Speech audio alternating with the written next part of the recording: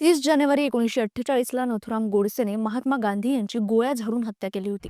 गांधीजींच्या हत्येसाठी नथुराम गोडसेने अनेक वेळा प्रयत्न केले होते, पण नंतर गोडसेला लक्षात आलेलं की त्याच्याकडे जी रिव्हॉल्वर आहे ती ऐन वेळेस धोका देऊ शकते.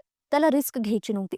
म्हणूनच नथुराम गोडसे आणि नारायण आपटे यांनी नवीन शस्त्र खरेदी करण्यासाठी त्यांच्या ओळखीच्या व्यक्तीला उसने पैसे मागितले. पैसे कशाला लागतात याचं कारण जेव्हा त्या व्यक्तीने विचारलं, त्यावर गोडसेने समाधानकारक उत्तर दिलं नाही. त्यामुळे त्या व्यक्तीने पैसे देण्यास नकार दिला आणि आपटेने मुंबईतल्या एका बँकरची भेट घेऊन असं कारण सांगितलं की पुण्यातल्या त्यांच्या वर्तमानपत्राची अवस्था वाईट आहे, ते चालवण्यासाठी त्याला पैशांची गरज आहे, अशी खोटी कहाणी त्या बँकरला सांगितली. त्या बँकरने त्या दोघांकडून एक वचनपत्र घेतलं आणि 10,000 रुपयांचं कर्ज दिलं.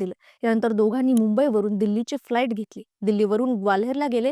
तिथे सावरकरांचा शिष्य सदाशिव परचुरेकडून रिव्हॉल्वर घेतली आणि दिल्लीला पोहोचले. दिल्लीला आल्यानंतर बिर्ला हाऊसची रेकी केली. रात्री सिनेमा पाहिला आणि दुसऱ्या दिवशी सायंकाळी 5:15 वाजता गोडसेने गांधीजींची गोळ्या झाडून हत्या केली.